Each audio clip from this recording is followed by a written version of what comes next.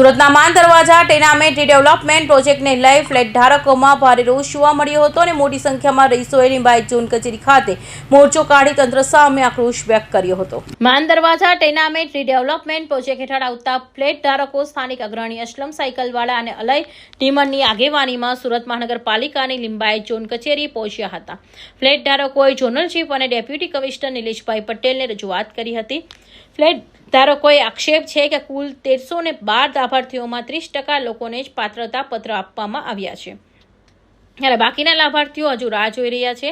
જુલાઈ 2025થી ભાડું નક્કી થવા છતાં 70% કરતાં વધુ ફ્લેટ ધારકો હજુ સુધી પાત્રતા પત્ર મળ્યા નથી, જેને કારણે તેઓને ભાડાની રકમ મળી શકી નથી। ફ્લેટ ધારકોનું કહેવું છે કે બિલ્ડર એજન્સી અને લિંબાયત ઝોન વચ્ચે સંકલ્પના અભાવે સામાન્ય લોકો આર્થિક મુશ્કેલીનો સામનો કરી રહ્યા છે।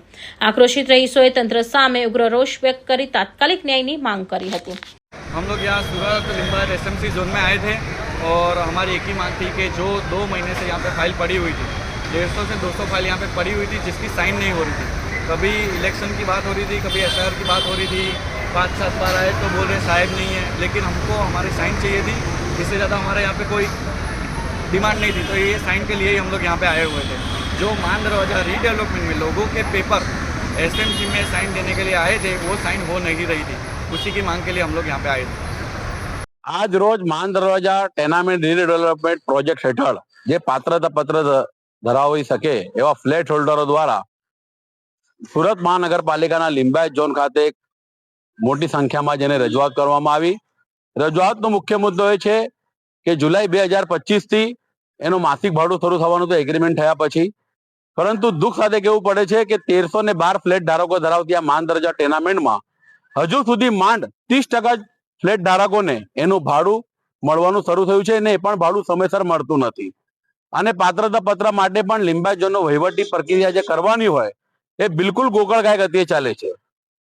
જે ફ્લેટ ધારકો છે બિલ્ડરની ઓફિસે જાય તો બિલ્ડર કહે કે ભાઈ તમારી ફાઇલ નોટરીમાં ગઈ છે, એગ્રીમેન્ટ થવાનું બાકી છે, અને પછી કે લિંબાયત ઝોનમાં ગઈ છે। એટલે આજ રોજ અમે બધા મોટી સંખ્યામાં અલય હિમ્મર અને બીજા સ્થાનિક યુવાનોની ટીમ સાથે રજૂઆત કરી zonal chief deputy commissioner Shri Nileshbhai પટેલને।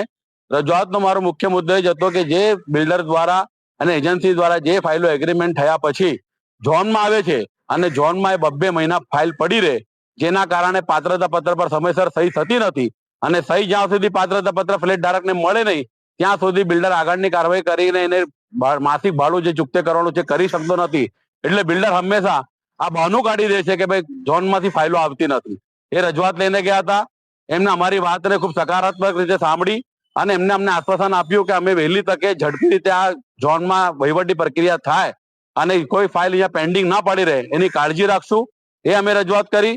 આ તબક્કે વિડીયોના માધ્યમથી અમે સુરત મહાનગરપાલિકાના એફોર્ડેબલ હાઉસિંગ વિભાગ અને જે બિલ્ડર છે એને પણ વિનંતી કરીએ છીએ કે માન દરવાજા ટેનામેન્ટ રીડેવલપમેન્ટનું જે ફ્લેટ ધારકોની સાથે એગ્રીમેન્ટ કરવાની કાર્યવાહી હોય, પાત્રતા પત્ર મેળવવાની કાર્યવાહી હોય, એ તાકીદે ઝડપી રીતે કરે અને સમયસર ભાડું ચૂકતે કરવા અમે સૌ અપીલ કરીએ છીએ।